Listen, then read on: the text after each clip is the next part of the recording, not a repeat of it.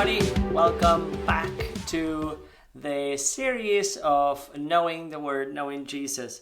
And as we start this week 7, we are studying this second week on the Gospel of Luke.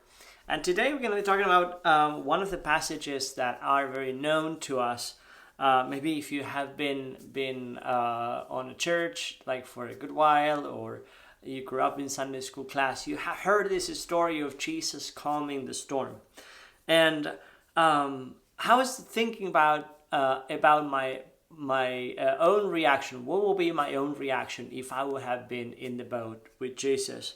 And especially in that moment, and how many times I struggle with my own doubts, how many times I struggle when my life seems to be out of control. I am shaking like a leaf.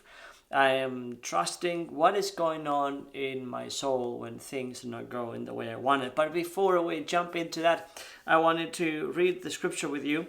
It's found in Luke chapter 8. Verse 22 on, and this is what it says. I'm going to be reading from the NIV. It says, "On that day, Jesus said to his disciples, 'Let's go over to the other side of the lake.' So they got up into a boat and set out. As they sailed, he fell asleep. A quail came down on the lake, and so that the boat was being swamped, and they were in great danger. The disciples went and woke him, saying, 'Master, Master, we're going to drown.' So he got up, rebuked the wind and the raging waters. The storm subsided, and all was calm. 'Where is your faith?' he asked his disciples. In fear and amazement they asked one another, 'Who is this? He commands even the winds and the water, and they obey him.'" What a fantastic story! Which when you might have heard this story many times, and you might have thought about what is faith, what is doubt, and whatnot. But I want to take us to 4 different stages of this passage. The first one is that when you start reading in verse 22. We start with this journey through the lake. It starts happening to be because of Jesus. Jesus is the one who says, "Hey, let's go over to the other side of the lake." I'm thinking about wait, Jesus sends go to the other side. What is going on? Was not Jesus aware of what was going on? What was going to happen? Why this was even possible? So many times when we encounter different difficult situations in our own life, we're thinking, what was Jesus even thinking? Why didn't he prevent this from the start, right? The disciples got into this storm because they were just obedient. I don't know what they would not have ever imagined that there was going to be a day like that. They probably would not even thinking that something was going to happen like that. And so I just thinking about this idea that as Christians many times have, that when Jesus is in the boat, then everything is in a smooth sail.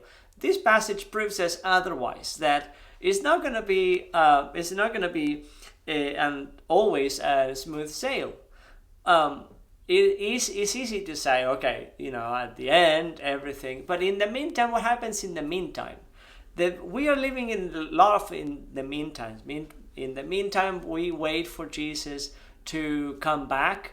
We are encountering different situations that maybe are rocking your boat a little bit. Then in the middle of that, we have the surface. Christianity believes that if you do the right things, and good things will happen to you, always. If something is not pleasing, is happening to you, then might as well you might have been doing something wrong. Maybe you sinned, maybe somebody else in your house sinned, or you are out of God's will, or you missed the boat and you are like Jonah, and the only thing we need to do is get rid of you.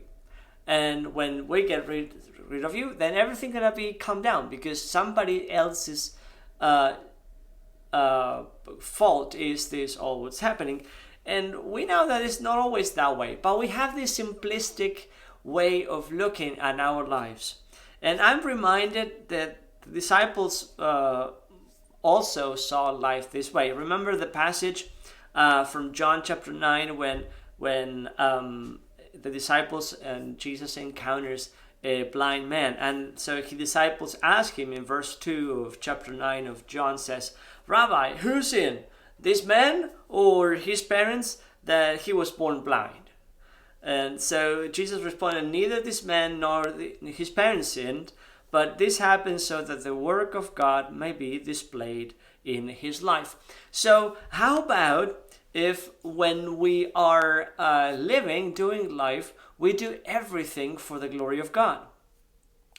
And when we do everything for the glory of God and we encounter difficult situations and troubles, it might be good to make a note for us saying, what if we go through this struggle for the glory of God? And we ask, Lord, may you be glorified in my life. So, when you are encountering your own life struggles or somebody else is going through life struggles, please do not be quick to judge others in the surface way.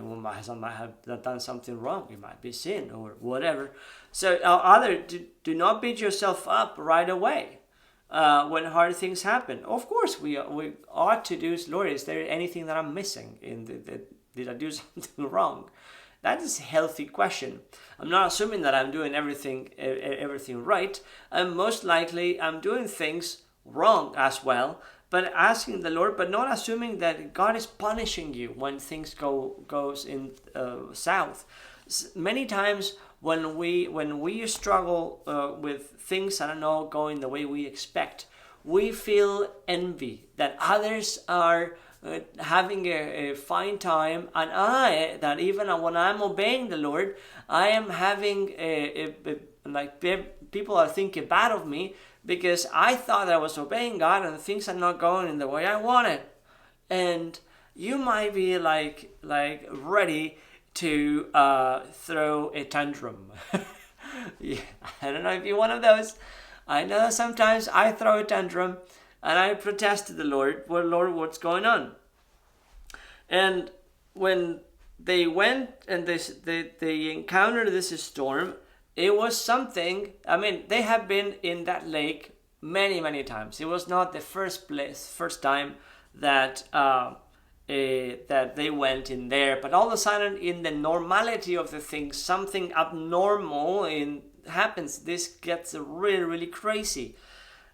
So it goes to the point when their boat got swamped, and it says they were in great danger. So Jesus didn't do anything to prevent that. Is God not in his right mind that he allows these things to happen? Why do we need to get in this way? And when they get in things that they did not expected, they get in a pickle, the boat gets swamped, they are in great danger. And the first thing that we see, for example, in the same story in Mark chapter 4, the question that the disciples are asking Jesus is, "Teacher, don't you care if we drown?" I don't know how familiar you are to that phrase when you're in a hard time, but sometimes we start doubting, and you wonder where that fear comes from. Is that my own fear, fearing that God doesn't care, that God forgot about me, that God blesses other people but it doesn't bless me? God blesses somebody that doesn't deserve it, but me, that I deserve it. There's a little of pride coming out in there, and a little frustration, and it's just why is this? Then when we struggle, after struggle happens, then we start thinking, well, I am just beat by an elephant. If everything, of course things gonna go south because it happened to me, right? And we get in this weird funk of thinking that nothing good ever is gonna happen, this thing of I don't know if we're trying to prove God wrong or trying to play a pity party to God, so all of a sudden, our situation gets better because God feels sorry about us. But the disciples were in a big thing. Lord, if you don't do something, we're gonna drown. We are done. There's nothing that we are out of. We are in a situation that it was familiar to us, but all of a sudden we are in a situation that is beyond of our control. So I wonder what kind of fears they might have been. They are experiencing things like wondering if God even cares. They are just stating the obvious, and they go to the Lord. Lord, do something. Now, I find that moment really interesting because I think that there is a big step in between the moment when I face a struggle that can be, my boat is swamped, I feel overwhelmed, I'm out of my element, I'm in danger, I'm gonna drown. It doesn't need to be a physically drowning situation. Maybe you're drowning in your own doubts. Maybe you're drowning in your own problems, in your own anxieties. You're drowning in your own life experience, in the memories of the things of your life, and you're carrying that through. And you are like, I'm totally overwhelmed. What do I do? The disciples go to Jesus, and we might experience the same thing and said, Lord, I'm just out of it. Do you care? Do you see me? Do you understand what's going on? What happened? This was not supposed to happen. I'm not expecting this to go this way. What's going on? I wonder what are the fears that jumps into your head when you are facing something hard. So I just wanna encourage you to realize that when we are obeying the Lord, it's not that we are also struggle with our set of expectations of how the outcome of obedience should look like always. But also we are encountering that the enemy do not want anything of the purposes of God to be accomplished in your life, not through your life, not around you. So you're dealing with your own expectations. You're dealing with the opposition of the enemy. The enemy will not be happy because you're obeying. So while obeying, expect that there's going to be opposition. And Jesus rebuked the wind and the raging waters. The storms subside, and all was calm. And then this is Jesus' question. Where is your faith? If you're logical in your approach to life, then you might be struggling right here. How am I supposed to have faith? I was going to drown. What I was supposed to do? What? I think that the struggle here is that the disciples were doubting that Jesus even cared. And I think that in our struggle, we all struggle with that. Does God even care? And I think that there's a lot that we can write in between those lines. I care a bit if I live, or if I die, or if I care about my reputation, or does he care about what's going on in my life? There's a lot there, but Jesus, where is your faith? He asks. Where is my faith? Many times in life it seems that we are repeating some lessons. And in the back of our minds, it doesn't matter if the last time Jesus responded and came through. We are just maybe thinking that maybe God got busy with somebody else and he doesn't have any more time with me. Or maybe I reached the quota of the miracles that God can do in my life. Or maybe I cannot accept the fact that I am out of control, that I cannot do anything. So my faith starts shaking. I just want to quit. I just want to leave. I just want to do something different. And Jesus calms the storm.